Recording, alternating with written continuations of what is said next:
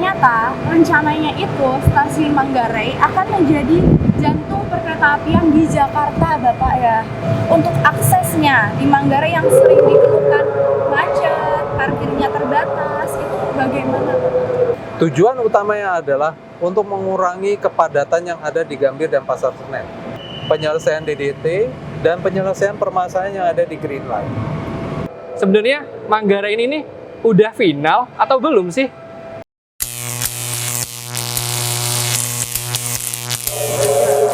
Halo Sobat BTP Jakarta, bagaimana kabarnya hari ini? Hari ini kita balik lagi di podcast Bineka, Bincang eksklusif tentang kereta api. Yeay. Hari ini kita podcastnya langsung di stasiun Manggarai bersama tamu spesial kita, yaitu Bapak Ferdian Suryo Adi Pramono. Selamat datang Bapak di podcast Bineka. Terima kasih rekan-rekan sekalian sudah memperbolehkan saya nih untuk hadir di podcast Bineka. Oke, Bapak, seperti yang kita ketahui, di Manggarai ini teman-teman, setiap harinya lebih dari 200.000 orang naik turun di stasiun Manggarai. Stasiun yang usianya lebih dari 100 tahun. Stasiun itu sekarang sudah dirombak besar-besaran untuk menjadi pusat transportasi terbesar di Indonesia. Di mana lagi kalau bukan di stasiun Manggarai. Oke, ternyata rencananya itu stasiun Manggarai akan menjadi jantung perkeretaapian di Jakarta, Bapak ya. Menurut Bapak, bagaimana itu Bapak rencananya? Ya memang sebenarnya mungkin sudah sering banyak didengar ya oleh teman-teman sekalian ya, para pemirsa, para pencinta kereta api lah, bahwa stasiun Manggarai itu memang ditargetkan untuk menjadi stasiun sentral. Kenapa stasiun sentral menjadi penting?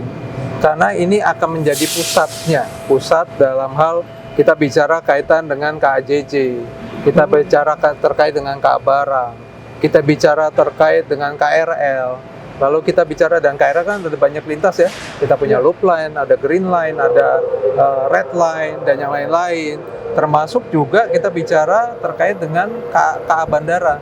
Nah, KA Bandara sendiri kan nanti sekarang ini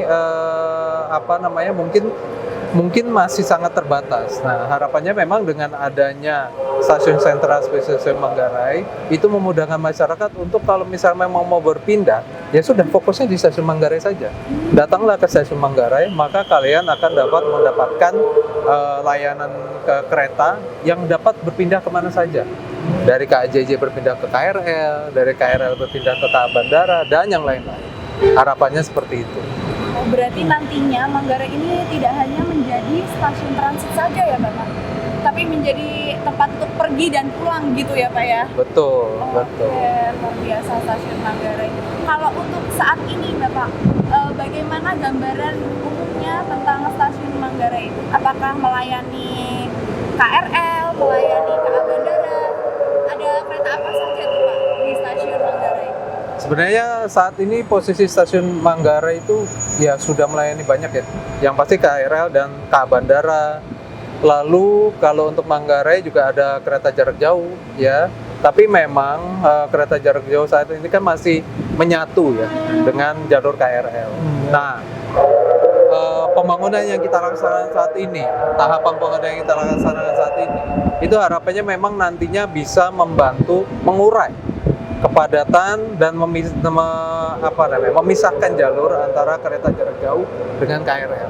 Dan mudah-mudahan dengan itu nanti pengoperasiannya akan lebih efektif. Bagus banget berarti Pak, soalnya kalau dilihat dari tanggapan netizen nih ke kita, kan pasti ada, ini kenapa sih keretanya masih berhenti-berhenti mulu, kayak gitu. Ya. Berarti bersyukurnya dengan adanya pembangunan ini, nanti antara KRL dan KAJJ itu udah punya track masing-masing gitu ya Pak ya? Nggak saling ganggu lagi gitu Mbak sekarang Mbak? Keren, nantinya berarti Manggarai ini makin ramai Mas Mbak. Kemudian Bapak, mengingat Manggarai ini di masa depan akan menjadi stasiun yang sangat ramai, untuk aksesnya di Manggarai yang sering dikeluhkan macet, parkirnya terbatas, itu bagaimana? Nah, ini yang memang menjadi satu hal yang menarik ya, bahwa teman-teman mesti memahami satu hal, bahwa kita membangun suatu sistem transportasi, kita nggak bisa bicara bergerak secara sendirian. Dalam hal ini, Balai Teknik Keretapian Jakarta di bawah naungan dari Ditjen Keretapian, fokus utamanya memang kita membangun jalur kereta api, mengembangkan stasiun, memperbaiki aksesibilitas yang ada di dalam stasiun kereta api sendiri. Tapi begitu kita sudah bicara masuk ke area luar, yaitu tentunya butuh stakeholder lain. Kita tidak mungkin lepas dari dukungan yang pasti stakeholder operator. Dalam hal ini PT Kereta Api Indonesia untuk melakukan perawatan dan pengoperasian. Kita butuh dukungan dari pemerintah daerah setempat.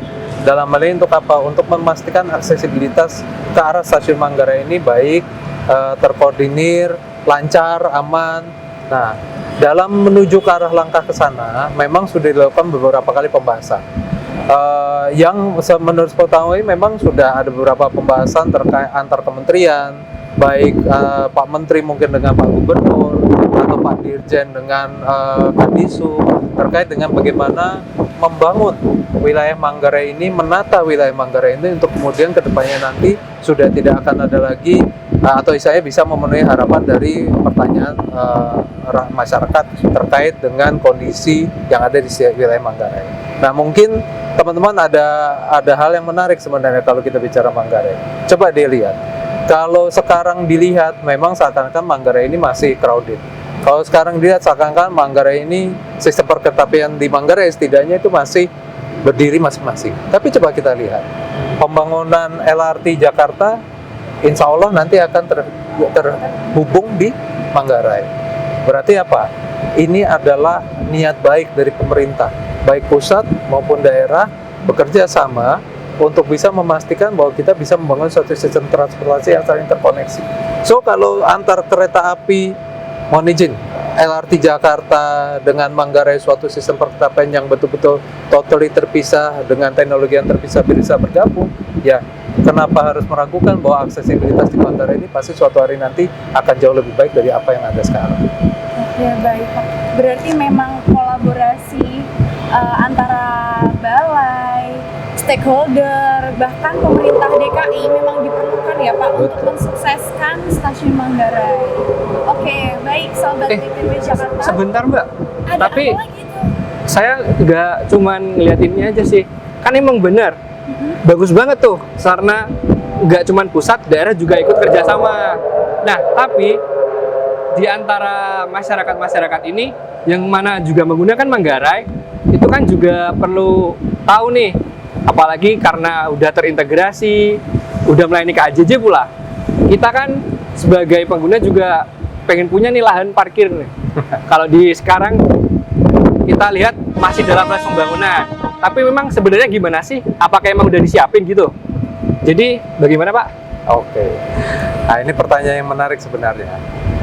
Kalau netizen tanya atau teman-teman nanya semua nih ke saya juga pertanyaannya dulu sama. Oh, yo Manggarai ini nggak ada lahan parkirnya ya? Atau parkirnya sangat kecil sekali.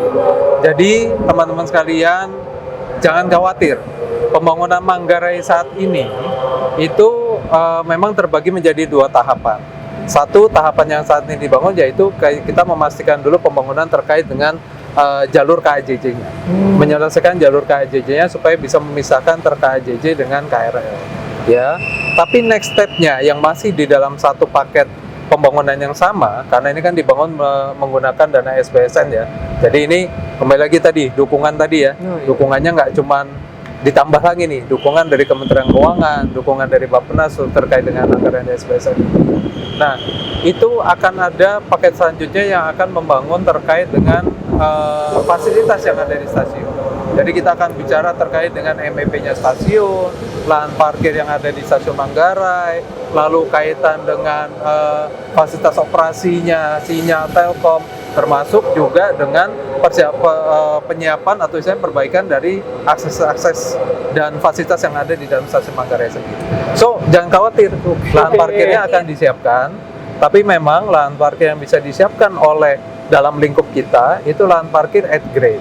Nah, masalah nanti lahan parkirnya akan dibuat double decker, triple decker, nah itu akan kita serahkan kepada operator untuk mereka nanti bisa develop sesuai dengan proses bisnisnya mereka yang ada di dalam lingkup operator. Gitu Mas. Nah, teman-teman, jadi kita udah tahu kan, Manggarai sekarang juga punya lahan parkir yang lebih luas lagi. Kolaborasi dari pemerintah pusat, daerah, dan juga operator. Betul, jadi teman-teman yang mau ke stasiun Manggarai jangan khawatir lagi karena lahan parkir sudah disiapkan ya Mas ya nantinya ya. Oke, biar teman-teman yang lain penasaran ini, Mas juga sebelum kita kupas tuntas tentang stasiun Manggarai, jangan kemana-mana dulu, kita istirahat sejenak. Tetap di Bineka, Bincang eksklusif tentang kereta api.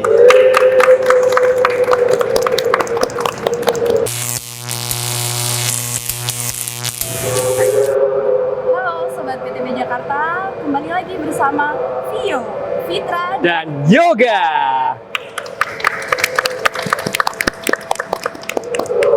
Nah, izin nih. Jadi udah nih bahas banyak di segmen 1 tadi. Tapi saya masih penasaran. Masyarakat pun masih penasaran juga. Sebenarnya Manggarai ini nih udah final atau belum sih? Mungkin bisa dijawab oleh Pak Kabalai. Oke. Jadi sebenarnya Manggarai ini yang di tahun ini, di 2 tahun ini ya, 2026-2027 ini belum sepenuhnya final. Jadi nanti masih akan ada satu lagi pembangunan yaitu terkait dengan area stabling.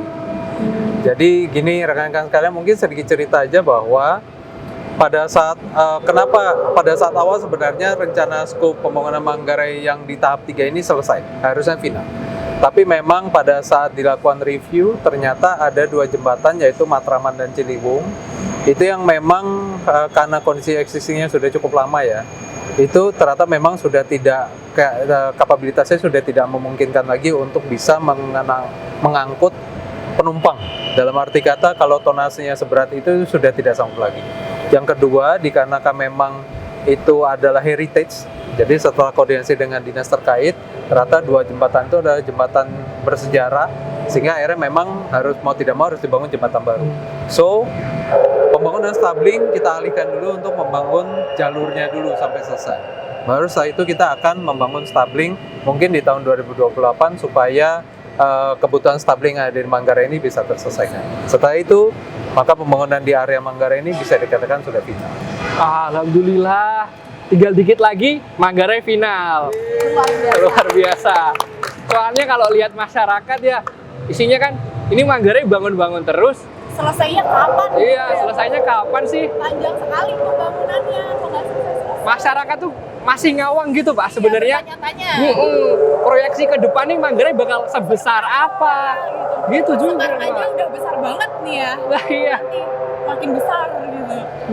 Ya, kalau itu makanya teman-teman sekalian pantau terus pembangunan Manggarai seperti apa ya kan? Betul. Pantau terus BTB Jakarta, pantau terus di Jabodetabek supaya bisa melihat progres Manggarai termasuk bagaimana nanti Manggarai Ultimate itu yang memang ditargetkan dalam jangka waktu Renstra kita 2025-2029 insya Allah sudah terselesaikan.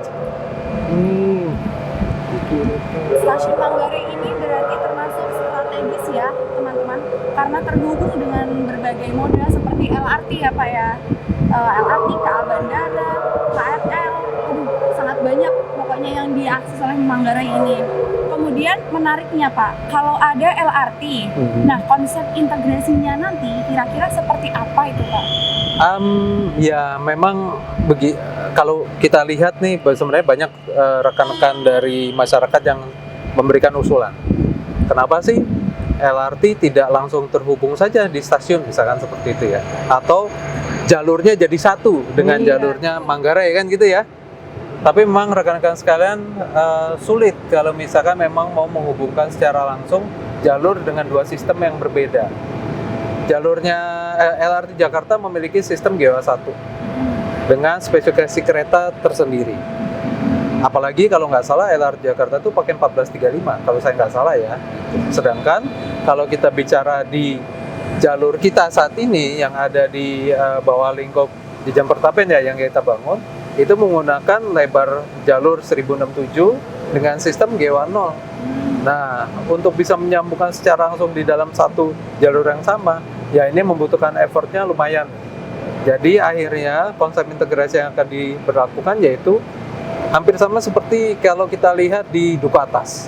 Duku Atas ada penyambungan antara LRT Jabodebek dengan stasiun KRL yang ada di Sudirman ya. Nah, kira-kira seperti itu, akan ada nanti jembatan untuk bisa menghubungkan antara satu moda kereta dengan moda kereta lain. Tapi prinsipnya sesuai dengan hasil pembahasan kemarin dengan rekan-rekan dari LRT Jakarta, bahwa mereka akan membuat satu konsep jembatannya itu, jembatan penyeberangannya itu dengan konsep yang memang ya sudah terlindungi dari hujan, dari panas, dan sudah menarik lah. Ya kalau misalkan bisa kita lihat seperti di Duku Atas, mungkin tidak akan terlalu jauh dari apa yang jembatan penyeberangan yang ada di Duku Atas tersebut. Berarti jembatannya itu khusus gitu ya Pak ya? Khusus. Oke. Kemudian nih Pak, ini pasti masyarakat juga bertanya-tanya ini Mas Yoga. Kalau semua moda nanti sudah ketemu di stasiun Manggarai, pastinya kan makin ramai tuh orang ke stasiun Manggarai. Pasti sih Kak. Datang lalu pergi, nunggu janjian di stasiun Manggarai, dan banyak aktivitas macam-macam di stasiun Manggarai. Nantinya nih Pak, apakah ada rencana stasiun Manggarai dikembangkan juga sebagai area komersil? Wah, ini pertanyaannya menarik nih kalau kayak gini. Ini, Pak, iya. Ya teman-teman sekalian, kalau misalnya kita bicara pemerintah membangun sebuah stasiun itu tentunya kan nggak cuma bicara kaitan dengan pengembangan kereta ya, artinya cuma jalur keretanya aja, bukan. Ya kita harus bicara pemenuhan pelayanan masyarakat dong. Mengkomersilkan area stasiun itu ya tentunya juga merupakan pelayanan masyarakat. Apalagi nih kita bicara KJJ ya, kereta jarak jauh. Kereta jarak jauh pasti ada lah masyarakat yang bawa keluarganya ke sini harus menunggu dulu jadwalnya kapan. Kalau nggak dikasih tempat untuk makan, kayaknya ya nggak mungkin. Kalau nggak ada kafe, ya kayaknya nggak mungkin. Apalagi Gen Z sekarang. Gen Z sekarang itu harus ada tempat ngopi. Betul. Iya kan? Saya aja pulang kampung, pulang jam 6 langsung mau berangkat ke kantor, nunggu dulu Pak di stasiun. Oh gitu? Iya Pak, saya juga pengguna kereta api nih Pak. Oh gitu. Iya. Pantas saja, kadang-kadang kalau sampai kantor agak-agak telat dikit Iya, ya? agak telat dikit lah Pak ya, Oh. habis dari pulang kampung. Oh iya. Ya telat berarti tadinya pulang kampung. Pulang kampung. Artinya di stasiun itu memang perlu disiapkan tempat-tempat untuk menunggu Bapak. Ya. Ya insya Allah seperti itu ya, jadi misalnya bisa melayani masyarakat secara maksimal, termasuk juga ya kita nggak bicara cuman sekedar, kalau saya kan generasi milenial ya, tapi generasi milenial sampai dengan Gen Z semuanya terpenuhi. Nah, Luar biasa rencana stasiun Manggarai. semuanya itu dipenuhi di sini. Nggak cuman kebutuhan generasi milenial aja, Gen Z juga. Gen Z. Ngopi Pak. Jangan lupa loh, wifi gratis juga nanti iya. siapin. Betul, Tuh. wifi gratis nanti diakomodir. Nanti bakal banyak tuh bocil-bocil yang mabar FF di sini kayaknya ya. Iya, kayak makin ramai nanti ya Mas stasiun Manggarai Kayak ini gitu. ya, Mas. Tapi omong-ngomong nih, kita kan tadi ada bahas-bahas dikit KAJJ nih. Nah, kalau KAJJ berhenti di sini, saya penasaran nih Pak. Gak cuman saya sih, masyarakat pun juga kayaknya. Proyeksi ke depannya itu seperti apa? Karena Gambir kan masih melayani KAJJ juga. Ini bakal kayak gimana nih Gambir Manggarai? Bakal salah satu atau tetap dua-duanya atau iya, gimana nih? Betul. Saya juga bertanya-tanya, soalnya Pasar Senen kan juga ya Mas KJJ ya. Oh iya, betul. Oke, ini menarik ya. Dan ini kayaknya udah jadi perbincangan luas. Betul Pak, betul. Jadi gini, dari sisi regulator, sebagai regulator, kan kita harus melihat secara holistik kebutuhannya masyarakat. Kita juga harus bisa melihat secara holistik sebenarnya seperti apa yang sudah dilakukan oleh rekan-rekan operator, ya khususnya dalam hal investasi. Kita bicara investasi di Gambir dan Pasar Senen yang sudah dilengkapi dengan berbagai macam fasilitas, ya tentunya kita tidak boleh menafikan kondisi itu. Jadi kalau misalnya kita bicara nanti KAJJ di sini sudah beroperasi, tujuan utamanya adalah untuk mengurangi kepadatan yang ada di Gambir dan Pasar Senen. Karena Gambir dan Pasar Senen nanti akan berperan juga untuk bisa melayani penumpang KRL. Nah, kita mengurangi kepadatannya dengan cara apa? Memindahkan. Sebagian besar, kalau bicara stasiun sentralnya memang suatu hari nanti pasti akan tersentralisasi di Manggarai ini ya, KAJJ dan termasuk saya KAJJ akan tersentralisasi di Manggarai. Tapi semua itu tentu akan dilakukan secara bertahap. Dan apalagi kemarin ada juga Pak dari pemerintah, dalam hal ini Pak Seskap, Pak Menko itu sempat datang ke Gambir dengan harapan bahwa Gambir akan dikembangkan lebih jauh lagi. Ya tentunya hal ini akan selalu kita akomodir sebagai regulator. Jadi nggak usah khawatir bahwa ada pandangan dari sekarang, oh Gambir akan stop operasi KJJ langsung, Pak Seskap akan stop operasi KJJ langsung. Semua itu akan dilakukan secara bertahap. Tapi poinnya adalah untuk efisien dan efektif. Kalau selama memang setelah nanti sudah siap semua dari sisi infrastruktur, dari sisi kesiapan fasilitas, dari sisi bagaimana pengelolaan stasiun yang ada di Manggarai ini sudah clear, ya barulah kita bicara terkait dengan sentralisasi stasiun Manggarai. Tuh teman-teman, sentralisasi. Penting ya itu sentralisasi. Iya. Kan? Oke, berarti kalau begitu kan makin banyak nih masyarakat yang mengunjungi stasiun Manggarai. Lalu Bapak, semisal semuanya sudah beroperasi di stasiun Manggarai, apakah ada pengaruhnya terhadap penumpang KRL? Pasti dong, kan gini, pembangunan dari Manggarai ini sendiri, kita nggak cuma bicara stasiun ya, kita bicaranya jalur. Nah, pembangunan yang saat ini sedang berjalan ini kan sebenarnya adalah part dari double track. Ya, double track dari arah daerah area Jakarta untuk menuju sampai dengan ke Cikarang. Nah, sebenarnya pada key point-nya adalah kita bicara satu rencana itu holistik nih, secara overall. Ya, rencana itu nggak cuma bicara stop di sini saja, tapi juga bicara terkait dengan bagaimana nanti memenuhi kebutuhan-kebutuhan selanjutnya. Tujuan utamanya apa sih? Bahwa kita sedang mengejar untuk bisa mewujudkan layanan angkutan KRL 2 juta penumpang per hari. Saat ini 2 juta ya, betul. Saat ini penumpang KRL itu kalau saya tidak salah berdasarkan data ya, itu maksimum itu bisa mencapai 1,2 juta penumpang per hari. Luar biasa ini. Minimum 900.000 loh penumpang per hari. Sehari ya Pak ya? Sehari. Berdasarkan data. Berkumpul dalam satu ruangan seperti apa itu Mas? Nah, itu dia makanya. Jadi milestone-nya itu memang nanti akan kita menuju ke arah 2 juta penumpang per hari. Nah, 2 juta penumpang per hari itu ya banyak rencana ya, banyak program yang harus dijalankan. Salah satunya yaitu menyelesaikan DDT yang ada di lintas dari Jakarta sampai dengan ke Cikarang. Gitu, teman-teman. Saya tidak bisa bayangkan. 900 saja sudah banyak, 2 juta bentuknya seperti apa itu? Saya itu sebenarnya juga mikir ya Kak ya. Berarti Manggarai ini kan karena pusatnya Jakarta nih, tengah-tengah Jakarta. Sedikit banyaknya pasti ada kan ngaruhnya ke line-line lainnya. Apalagi ini dulu katanya kan stasiun transit, yang mana ini udah lebih masif lagi pembangunannya. Ini untuk line-line lainnya itu ada ngaruhnya apa enggak sih Pak sebenarnya? Ya tentu ada pengaruh Mas. Tadi seperti yang saya sampaikan ya. Apa sih rencana besarnya dari perkereta yang ada di Jabodetabek setidaknya sampai tahun 2029 ini deh, ya.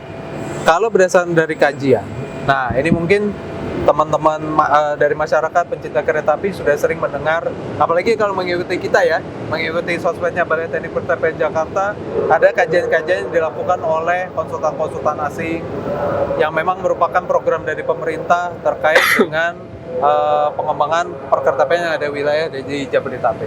Ada dari JICA seperti IP 563 yang nantinya dikhususkan memang untuk membangun jalur Green Line. DDT sendiri itu merupakan kajian dari IP 508. IP 508 itu udah kajian, udah lama sekali sebenarnya. Tapi memang untuk membangun DDT. Jadi ini sudah merupakan satu rencana holistik besar terhadap pengembangan perkereta Jabodetabek. Nanti kita bicara nih ya, habis selesai nih, proyek ini selesai. Kita masih punya PR apa? Kita masih punya PR double track Bekasi Cikarang untuk bisa diselesaikan. Kita masih punya PR terkait dengan loop line. Bagaimana loop line ini bisa ditingkatkan? Kita masih punya PR loh, kan jangan lupa. Kadang-kadang kita melupakan yang demandnya kecil, seperti Tanjung Priuk, kota, untuk bisa melayani Ancol, stasiun JIS nanti juga. lalu Citayam Nambu, itu juga masih ada PR itu. Tapi memang sekarang yang dituju adalah yang besar dulu, penyelesaian DDT dan penyelesaian permasalahan yang ada di Green Line. Oh iya, Sobat BTP Jakarta, menarik membahas IP 563. Jikalau stasiun Manggarai menjadi stasiun sentral, apakah ada pengaruhnya juga Pak di Green Line? Stasiun lintas Tanah Abang Rangkas Bitung, Betul, padat, betul. samping-sampingnya perumahan, itu kira-kira pengaruh juga atau tidak ya Pak? Tentu berpengaruh, karena kembali lagi ini kan stasiun sentral. Jadi Manggarai ini harus terselesaikan terlebih dahulu, supaya nanti pada saat jalur Tanah Abang Rangkas Bitung ya, atau kita sebutnya Green Line, itu bisa diperpendek headway-nya sampai dengan 4 atau 5 menit. Ini yang dicari. Nah, Manggarai harus siap dulu untuk bisa menampung kapasitas tinggi. Oh, harus dipersiapkan. Betul. Next step-nya adalah Tanah Abang, stasiun Tanah Abang. Nah, stasiun Tanah Abang udah dibangun, Iya, betul, sudah baru sekarang Pak. tapi belum selesai. Karena masih ada tahapan kedua, yaitu tahapan ultimate. Nah, stasiun Tanah Abang Ultimate juga harus diselesaikan, karena kita nggak hanya cuma bicara terkait dengan kapasitas stasiun, tapi juga harus bicara terkait dengan bagaimana aksesibilitas dari untuk menuju ke jalur ya. Jadi kalau sekarang ini kan masih menggunakan JPO existing, kalau Tanah Abang. Nah, nanti insya Allah dengan Ultimate itu sudah akan ada pengembangan area concourse untuk supaya bisa mencakup sampai dengan peron yang ada di peron 5 dan 6. Gitu. Nah, kita bicara nih kaitan dengan Tanah Abang Rangkas Bitung. Nah, Tanah Abang Rangkas Bitung itu sebenarnya, ini penasaran nggak teman-teman sekalian? Penasaran banget Pak, saya soalnya sering pakai juga itu lintas itu. Makanya saya nyampein keluh kesahnya. Iya. Harapannya apa sih solusi dari pemerintah? Oh, berarti Mas Yoga ini host kalian netizen gitu Nah, Pak ceritanya. Kayaknya Makanya gitu sambil ya. Penasaran. banget. Oke, Tanah Abang Rangkas nih teman-teman ya, Mas Yoga, khususnya Mas Yoga sebagai pengguna. Kita kalau bicara Tanah Abang Rangkas atau kita bicara Green Line, yang kita lihat memang saat ini kondisinya desek-desekan. Kalau bisa cepet ya teman-teman, andai melakukan proses pembangunan itu seperti menyetikan jari, atau kita bisa minta jin nih, Gitu ya. ya kan, langsung teng bangun. Atau seperti misalkan kayak bangun candi apa itu? Prambanan. Roro Jonggrang ya, Dalam tentunya satu malam ya, Pak. kalau bisa pasti akan kita laksanakan. Tapi kan nggak seperti itu ya. Nah, memang ada langkah-langkah. Yang pasti saat ini untuk pembangunan di lintas di lintas Tanah Abang Rangkas Bitung, atau kita bicara Green Line itu, kita sudah ada yang namanya program, tadi udah sering disebutkan ya, IP 563. Railway Capacity Enhancement Project kalau judulnya.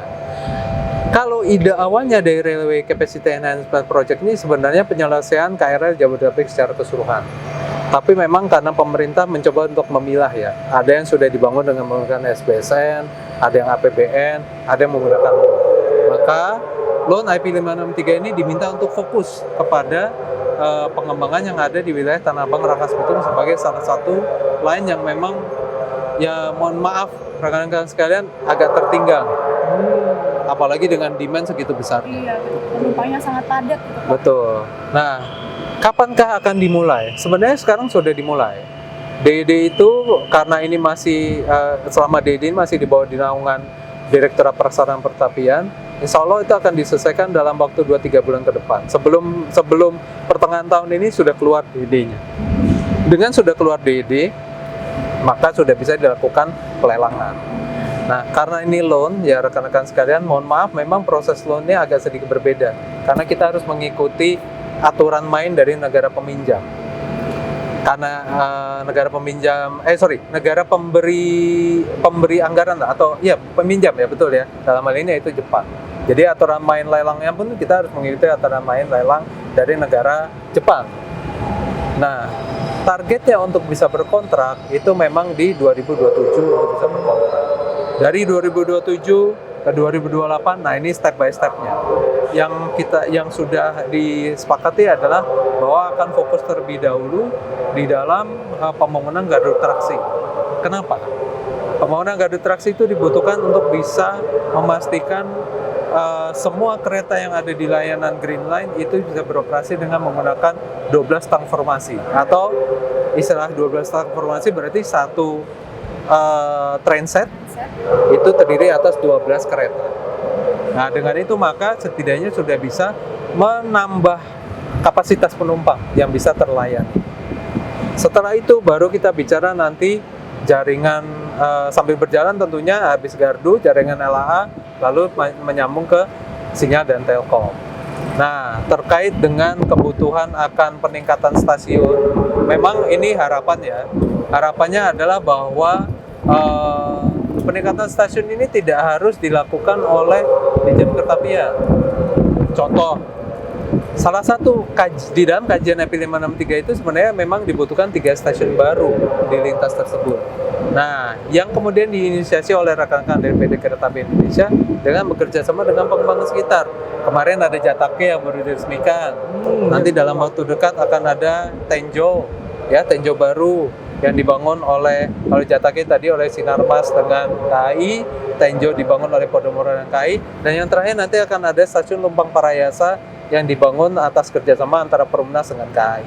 Nah, semua itu adalah rangkaian membangun gardu traksi, memperbaiki atau meningkatkan jaringan LAA, mengganti sistem sinyal dan telkom supaya bisa menuju ke arah headway 5 menit, termasuk membangun stasiun supaya kapasitasnya stasiun itu bisa memenuhi kebutuhan masyarakat sekitar yang tadinya headway-nya 10-15 menit dengan 8 atau 10 stang formasi menjadi headway 4 sampai dengan 8 menit dengan 12 stang formasi. So, mudah-mudahan 2029 ini akan menjadi target kita bersama untuk bisa menyelesaikan. Seiring sejalan dengan rencana dari PT Kereta Api Indonesia mengadakan kereta yang akan datang sebagian di 2028 dan sebagian di 2029, mudah-mudahan pembangunan kita juga bisa terselesaikan di masa yang sama. Amin ya Allah, amin amin. Amin paling serius teman-teman. Paling serius kalau ini Pak, benar-benar Amin paling serius ya. Iya. Jadi Biar bisa begitu lanjut. ya, Sobat BTP Jakarta, perjalanannya itu cukup panjang gitu ya Pak ya. Masih ada kajian DED dari Direktorat Teknis, ada proses pelelangan. Terus tidak hanya memikirkan jalur saja ternyata Mas Yoga. Ada yang perlu dipikirkan gardu, sarananya bagaimana. Ternyata banyak banget ini yang harus dipikirkan.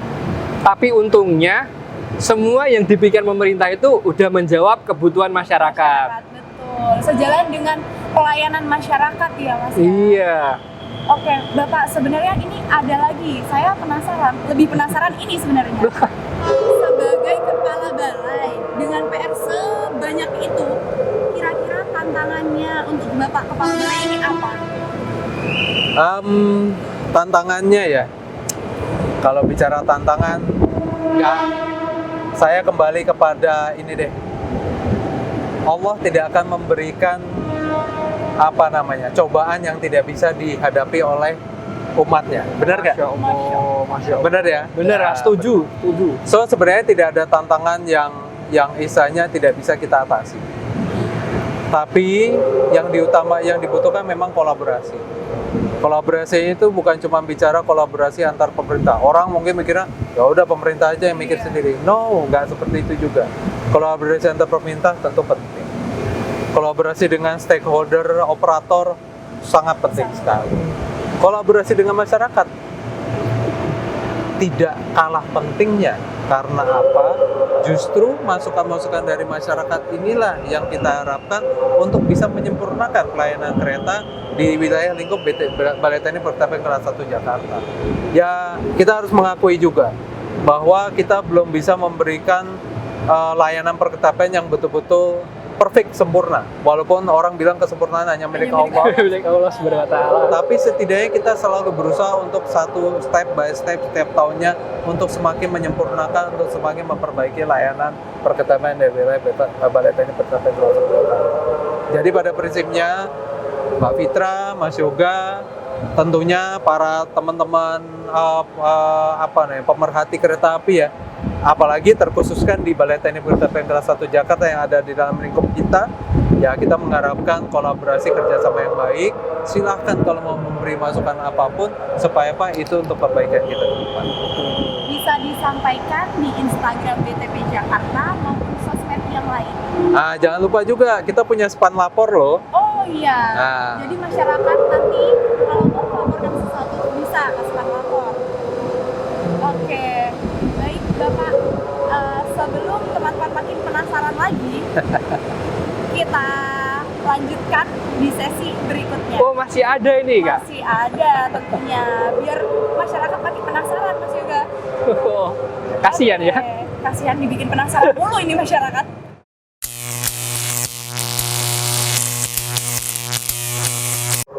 Halo Sobat BTP Jakarta, come back with us, Vio, Fitra, dan Yoga. Oke.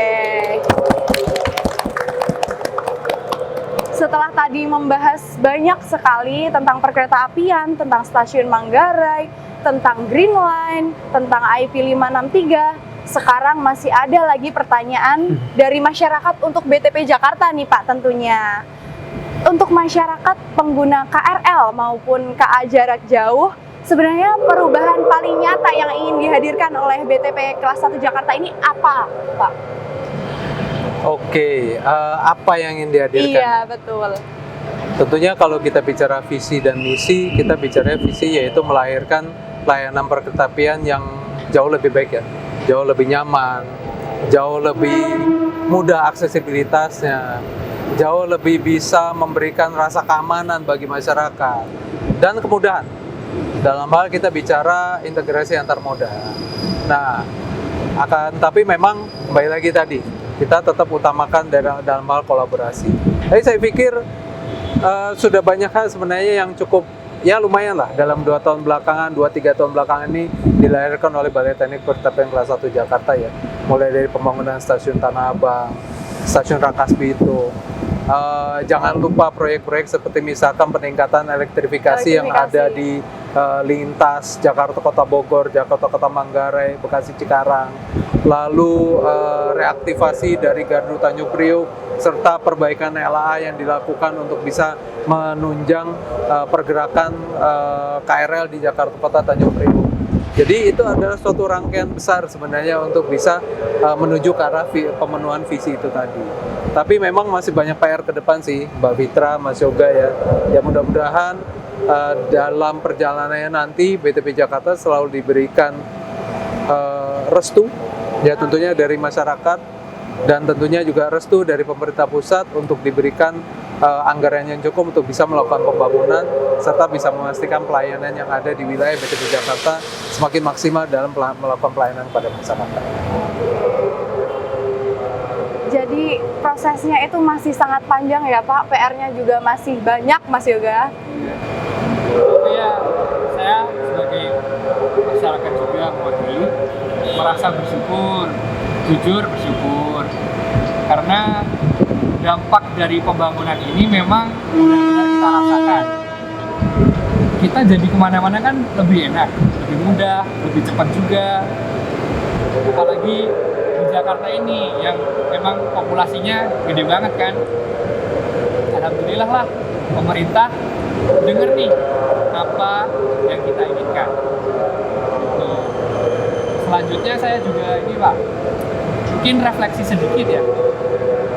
Kalau boleh bertanya secara pribadi ini, bagaimana Bapak selaku Kabalai dan juga pribadi, baik itu pengguna maupun diri Bapak sendiri, nilai-nilai atau bagaimana cara memaknai nih dari pembangunan ini?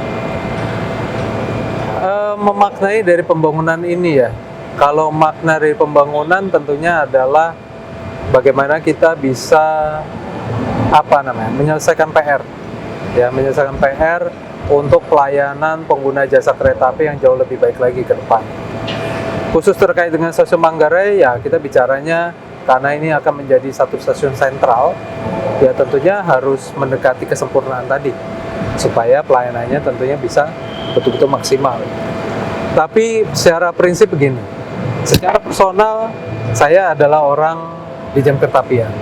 Jadi mungkin Mbak Fitra, Mas Yoga, saya ini sudah mengabdi di Dijen Keretapian itu 19 tahun. Wah, cukup Jadi lama. sudah lumayan lama lah. Sudah mendekati mau ke arah 20 tahun. Kalau kita bicara ada pangkat gitu ya, Kalau di sini itu biasanya ada pangkat X-nya 1. XX, Nah, ya. sekarang akan jadi X2 nih dalam waktu dekat ini. Dalam masa kerja tersebut tentunya selalu pingin melahirkan hal-hal yang baru, selalu pingin melahirkan karya-karya baru.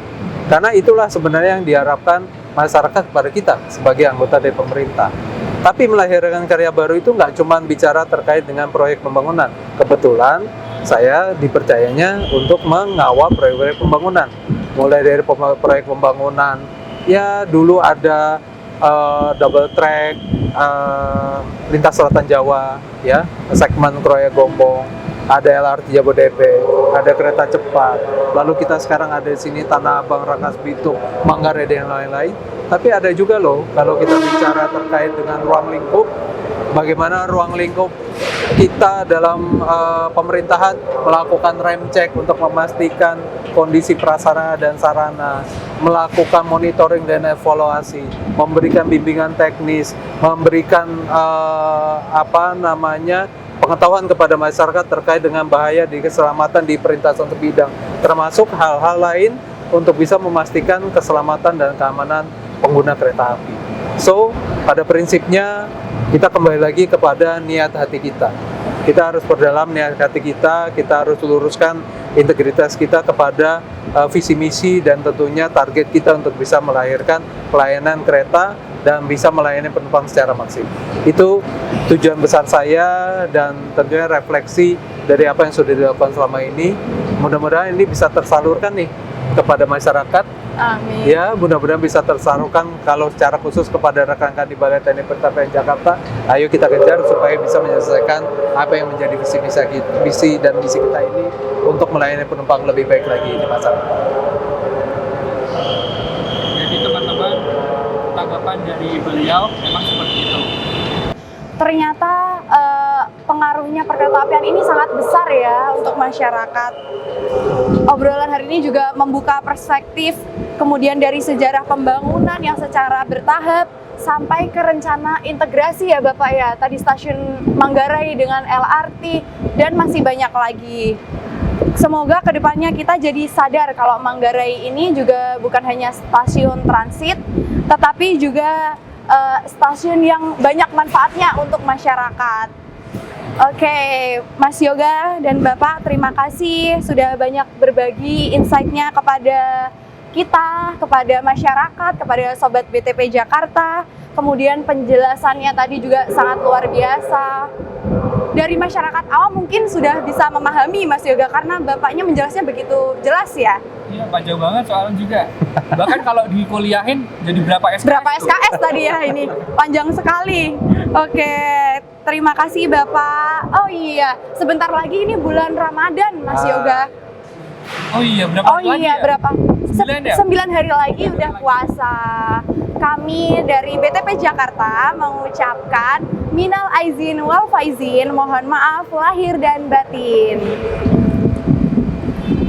Saya dan Yoga mengucapkan wassalamualaikum warahmatullahi wabarakatuh. Tetap bersama Bineka, bincang eksklusif tentang kereta api.